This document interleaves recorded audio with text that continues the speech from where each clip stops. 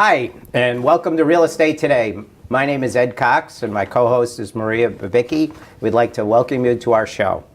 Today we have a really great guest today because we're going to be talking about granite and the different places we can put it and anything you wanted to know about it because we have an expert here. So Maria, could you introduce our special guest and get the show started? Sure. Our guest today is Joe Reilly of Reilly Stone Services in Ellington. Welcome to the show. Thank you. Thank you for coming. And I would just like to elaborate on something Ed just said. In addition to granite, we're speaking about quartz and marble as well, and quartzites. So, Okay. How long have you been doing this, and how'd you get into it? I've been doing it for over 30 years. My father had a stone company, and I took over the family business, per se. So I've done a lot of different types of stonework, commercial and residential. I've run stone shops for just doing countertops, and I've also done more like building stone type of jobs. Right now I have a shop in Ellington, and we're doing countertops and also working for larger commercial companies. Great. Well, I've been able to work with you on a few occasions, and it's always been fun. And we just worked on a condo that will be going on the market soon, and I had a lot of fun doing it. So Same here. I think one of the biggest questions we come across is what's the difference between granite and quartz, quartzite, and marble? Like, what are the pros and cons? So granite is the most popular product that most everyone sees. It's pretty much the generic term for any stone countertop, but there are some variations of that. So sometimes people want marble, which isn't a great kitchen countertop product, but people get marble in there for vanities or for fireplaces because that doesn't have the kind of wear that a kitchen countertop has. Marble can be used as a kitchen countertop if it's not polished. Polished will just wear way too fast and scratch and etch. But honed marble or possibly brushed marble is still a viable option for a kitchen countertop. So there's granite, which we all know. There's marble, which is fairly common. Quartzite, which you had mentioned, is very much like granite. It's natural, it's quarried out of the ground, but it has some softer properties to it often, and so it can scratch and etch like marble does, but it looks a lot like granite, and most people consider it granite when they go into distributors and see slabs. They think they're looking at granite, but really it's slightly different, and oftentimes quartzite comes in a brushed finish to hide any kind of scratching or etching that might happen to it. A polished finish on a piece of granite is the most durable finish out there. And Of anything, even quartz? well, no, quartz, which we'll talk about in a second, is just as strong, but the polish on granite or the polish on quartz is something that is really hard to mess up by any kind of daily use in your kitchen. But to tell you the difference between quartz, not to be confused with quartzite, quartz is a man-made product. It's man-made granite, and it comes in every color that you would want. There's many different makers of it, and it usually comes polished. So it's so strong, it will never crack. It's very hard to chip. It doesn't stain. You don't have to seal it. There's a lot of good benefits to quartz that natural stone doesn't have, but it's not natural stone, it's man-made, and some people prefer to have man-made stone in their house. My question is that the second you walk in, do you even have to touch the surface of a countertop? Yeah. Would you know exactly what it is? Yes, I would know. A lot of people don't. There are some very good imitations of marble that some quartz products do a good job imitating marble, but I can tell, and I think most people can if they get up close enough to it. Now, quartz is super popular now. Yes. Especially the lighter tones. And you have an It is. example here? Yeah, so again, looking at marble, this is quartz. This is not marble, but it looks like marble pretty well. And it's got a polished finish on it. And it's definitely something that I would recommend instead of marble because it's so much more durable. Right. But it also comes in many other colors as well. There's any color that you would want in design, and it is very popular. It's slightly more expensive than lower cost granites. So you can get a granite countertop for less, depending on which granite you choose. But there's plenty of granites that are very expensive and would cost way more than a quartz counter as well. But my experience just looking at granites was that you can get an affordable granite that's nice, Yes. neutral. Yeah. And as far as marble goes, now marble stains, so if you, something like cranberry juice was on your counter, Yes. what do you do? So you try to keep your marble and lighter granites sealed well. Applying a sealer once every 6 months to a year is a good idea, and it's just a product that you just wipe on and then you buff back off. But in the case of marble, if it's not sealed well, then stains are going to happen almost immediately. And so it's a lot more maintenance to try to keep it sealed, and you do it quite frequently. But there are other things that happen to marble called etching that damage the finish on it. So if it's a polished marble and you spill red wine on it, there's acids in that red wine that just eat the finish right off. So you can clean it up, and you can probably even get out the red stain, but the shine will be broken by the acid eating away the finish of the marble. Now Ed is in the market for a new countertop, and so what are some of the things that you have been thinking about and considering with what sort of surface to go with?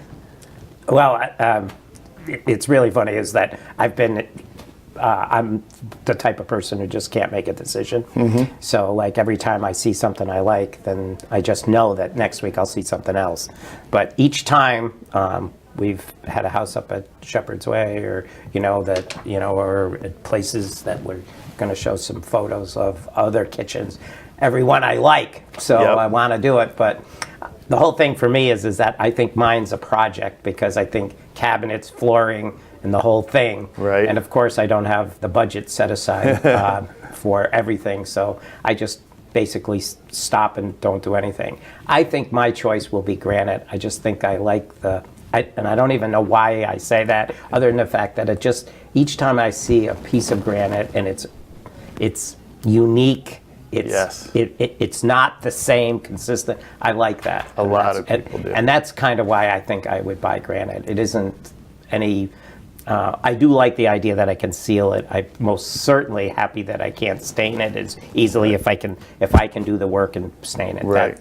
To stop stains, that'll be important to me.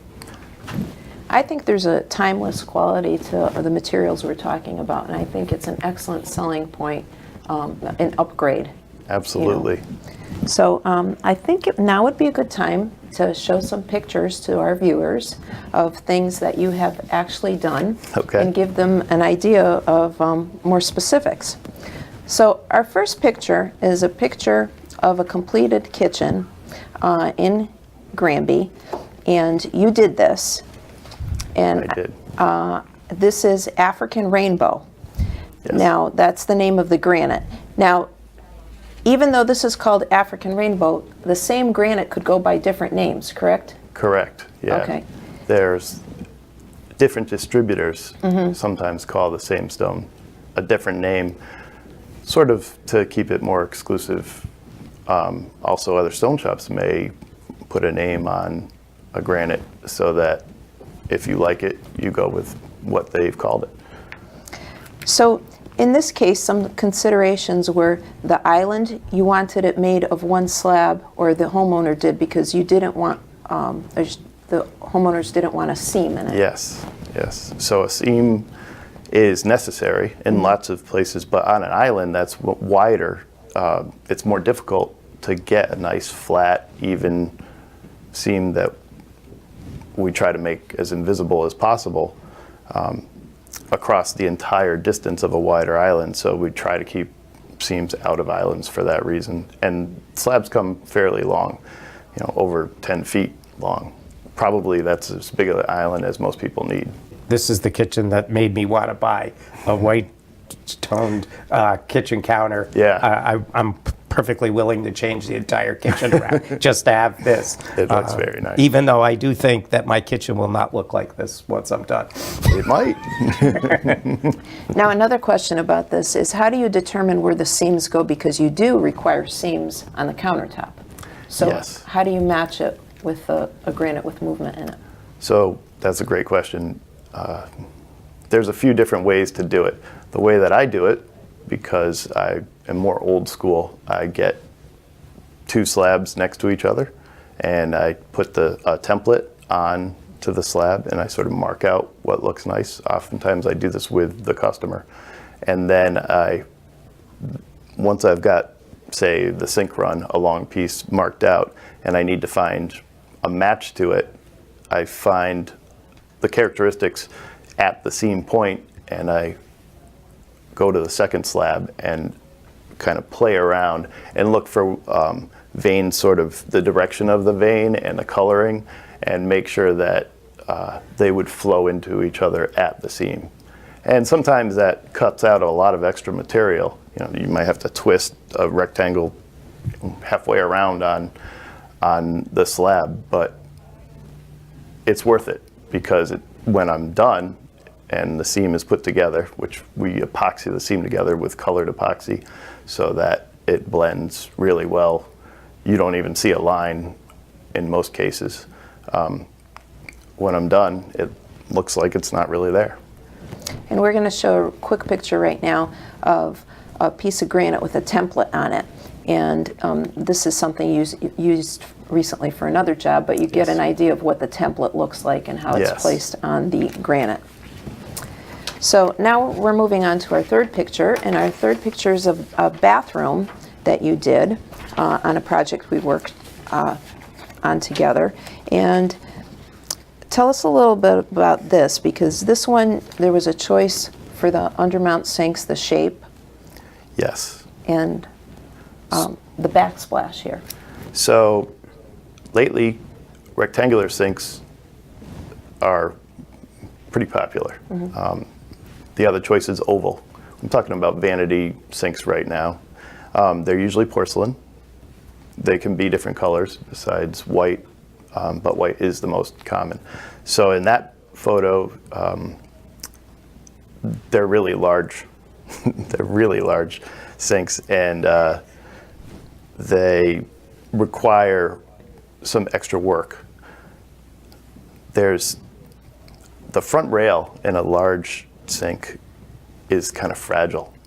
So that's a long piece of stone, and in granite that could actually break. So we cut a groove in the underneath side of the stone and epoxy steel into it to make it much stronger for our installation, and it won't crack now at all. But they're almost always undermount these days. I've not done a drop-in sink in many, many years, which would just sit on top. Even for a kitchen. Even for a kitchen. So this kind of sink is basically what I do every single time.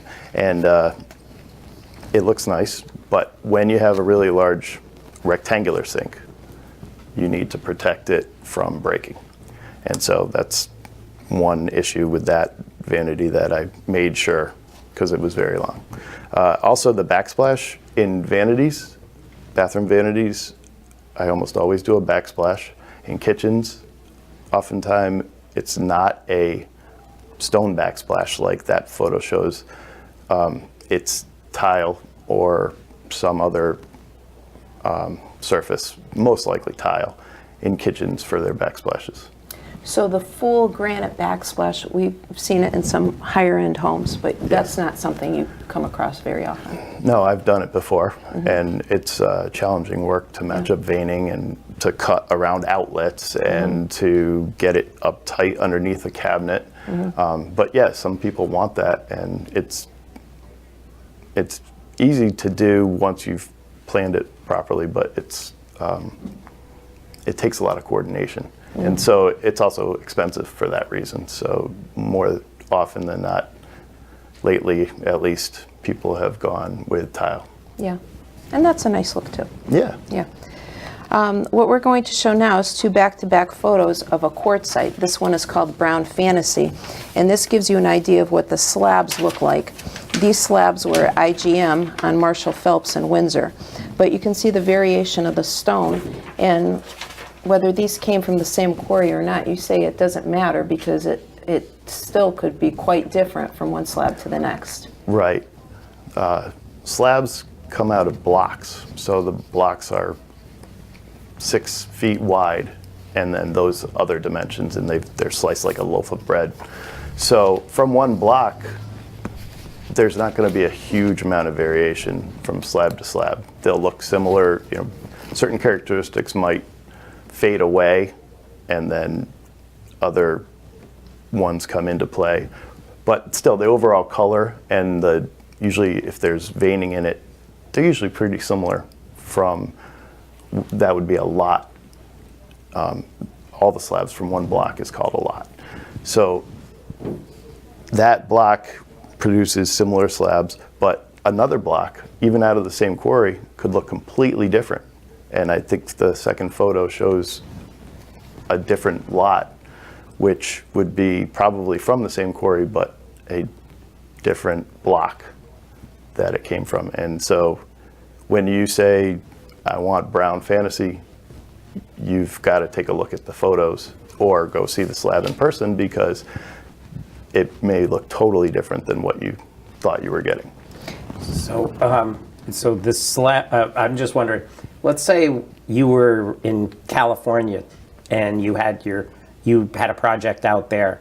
Do they have a block that would be similar to the block that we have here in Ellington?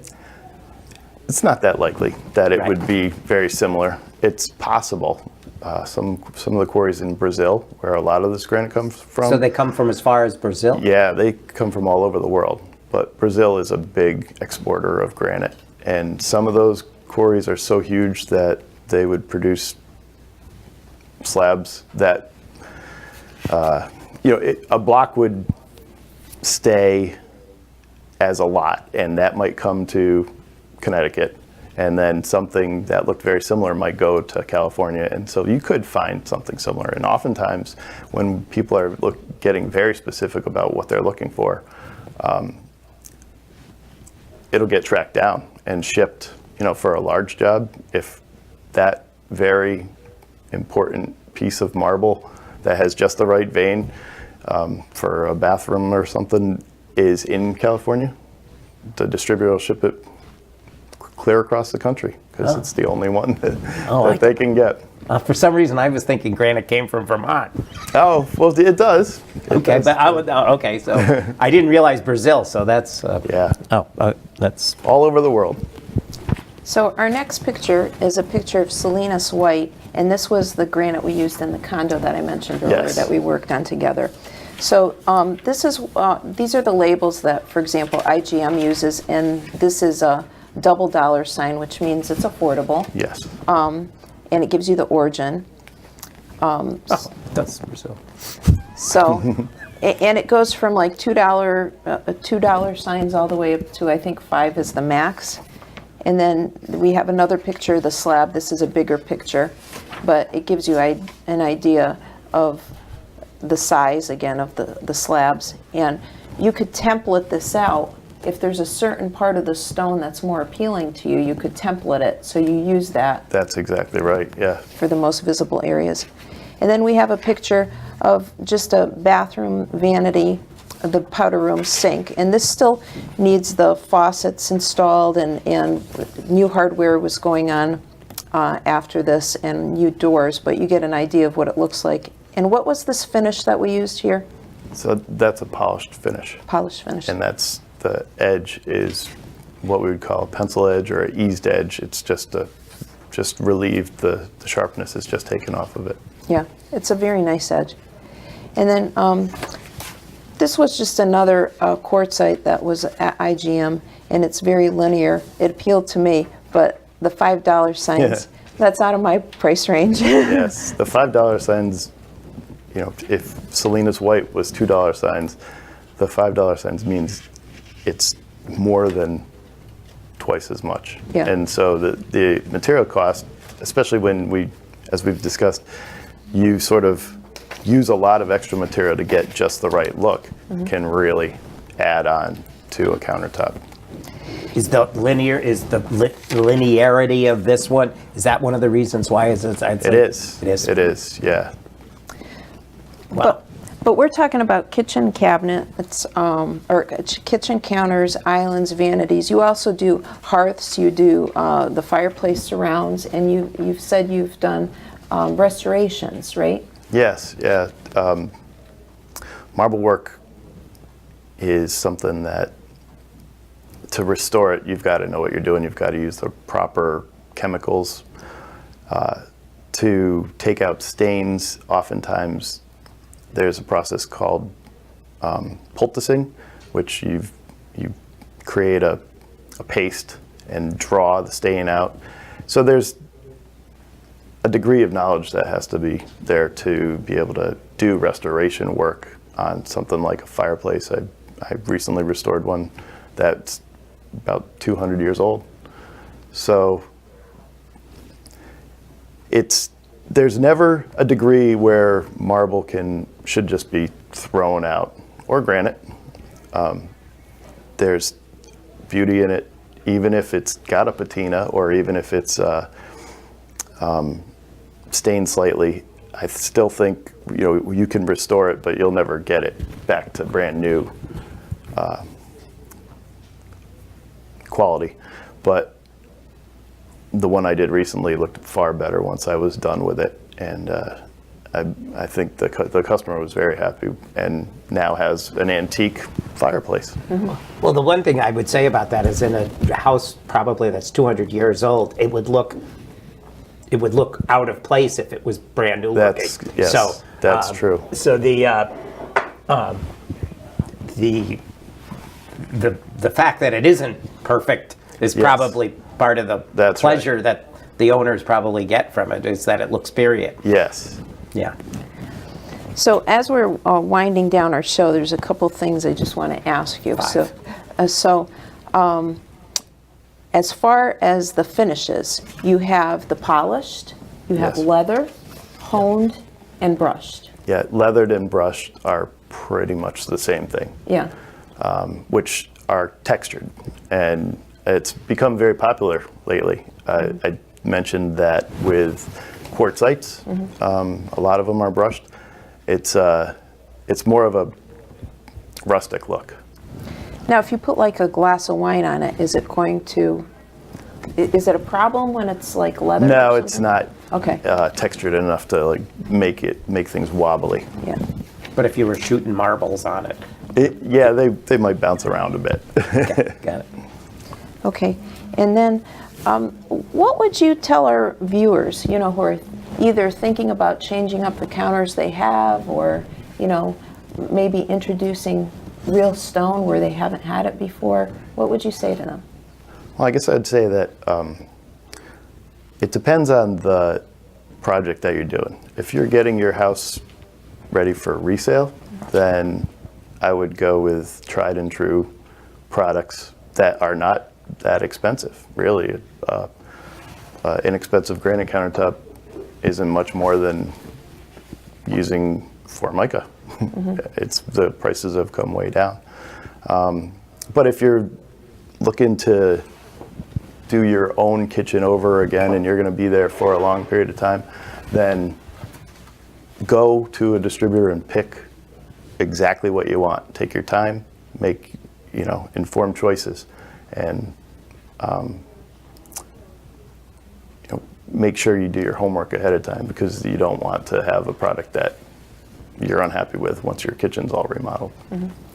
Now, some people who take on these do-it-yourself projects, they don't realize that even if it's granite, you're just changing it up. There's other aspects to it where you might need a contractor. Yes, yeah, I definitely recommend that a contractor is at least consulted before any kind of remodeling, even as simply as replacing countertops only. There's a sink that has to be taken out, so there's plumbing. There's cabinetry that usually has to be modified in some way or another, even if it's minor. So having a good contractor is very important, and will probably end up saving the homeowner money in the long run. Have you seen trends lately that have changed? Or I noticed that you said that you haven't done anything but an under mount sink. Right. Is there something else that you've noticed that? The trend right now is definitely, I think we touched on them a little bit, the light colored quartz is very popular. I'm doing lots of quartz countertops, and it's great. It's a very durable product.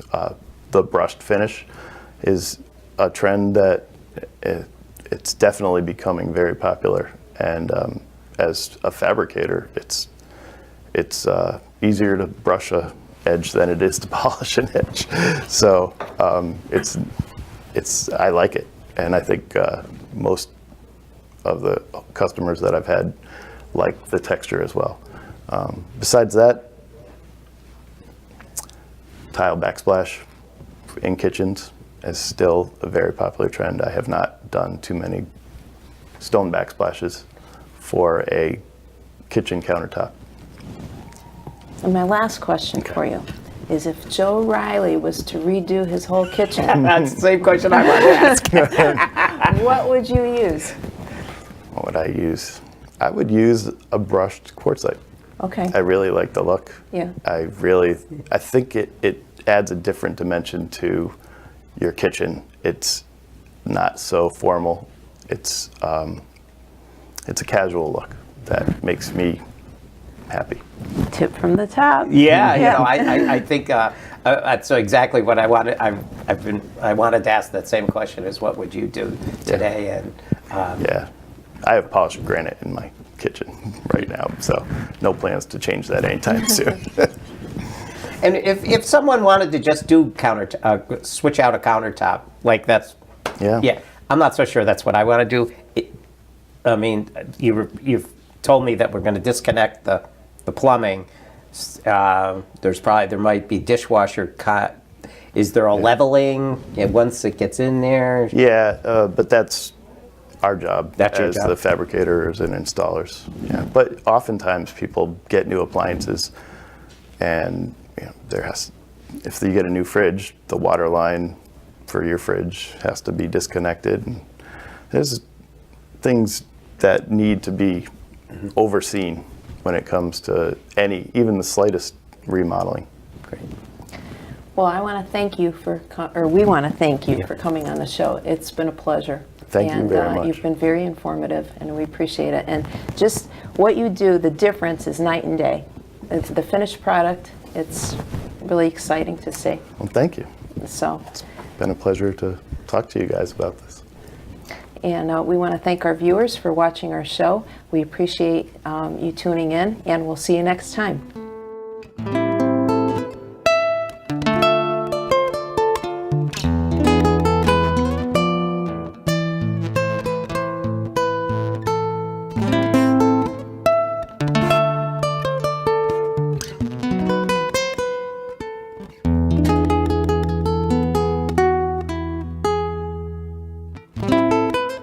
Funding for Simsbury Community Television is provided in part by contributions from viewers like you. Thank you.